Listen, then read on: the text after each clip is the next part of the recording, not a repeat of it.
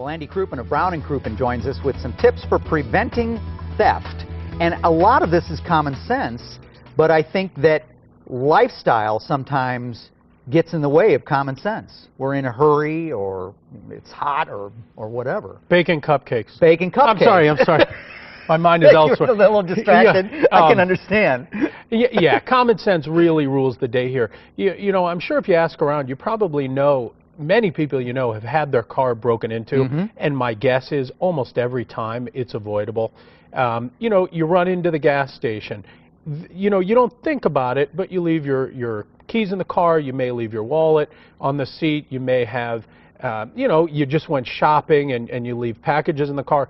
You know, there are people who sort of lurk around at gas stations and watch for that, especially if you park right next to the door. They know you're just running in for a second, you probably left it unlocked, and they can open the door. Or like I said, if it's really hot or really cold, a lot of people leave the car running. Yeah, and obviously if the car's running, they know the keys are in it. Right. And it takes no time at all to open the door, grab a package. It takes no time. You know, a lot of things, people I think hear that gold and silver are at all-time highs, but that means other metals are too, not just precious metals. And so what you'll also find is people will grab your catalytic converter, which they say can be done in like 12 seconds, and sell it for $100, $150 for the metal, which it's obviously worth a lot more to you if you're on your way somewhere. And there's not a lot you can do about that. No.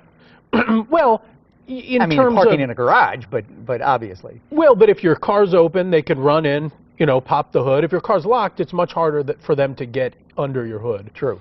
So, no, common sense is really the most important. One of the ironic things I find about having your car broken into is, I'll tell you a little story. I lived in San Francisco years ago, and one of my roommates had a Jeep with a soft top on it, and you know, you park in a major urban city, you don't leave anything on the seat, but you know, the other thing is people just break in just to see if they can find something under the seat. So the irony is sometimes in order to avoid having things stolen, leaving your car unlocked, I was just going to say that, is a better way. If you've ever been to New York City, a lot of people that park on the street have old beat-up cars. They don't bother buying nice new cars because they're going to get beat up anyway.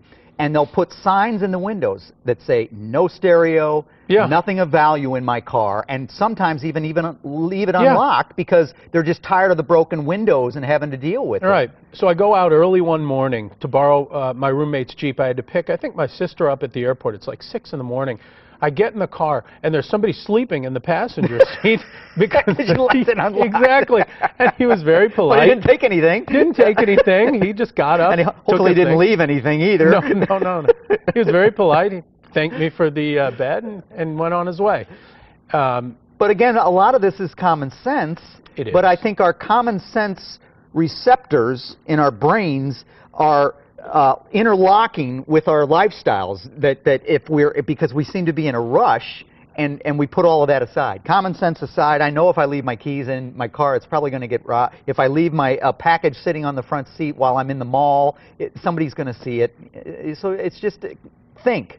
I think also people think that the world is essentially a good place and most people are good people. I'm insanely paranoid. So I'm always thinking, oh, I can't do that. But most people, you know, you want to run into the gas station, it's hot, you just leave your car running, so it's cool when you get out, and you don't realize that there are people who probably their profession is to stand at the corner, watch for somebody to do that, run in, grab it, and get out before you ever see. And we're not just talking about smash and grabs, break out the windows. We're talking about people who can get into your car in a couple of seconds and start it without the key in a couple of seconds and drive away. So if you're parking long term, I'm glad you brought that up. What some people do will actually remove the battery cables because a thief wants an easy target. So if they get in and the car doesn't start, they're moving on to the next car next to you. I haven't thought about that one. That's there you go. Very good. You could put a little secret switch underneath the dash maybe that would cut off the battery. That would be a good idea. The Batmobile. Man, thank you, Andy. If you have a legal question for Brown & Crouppen, email us.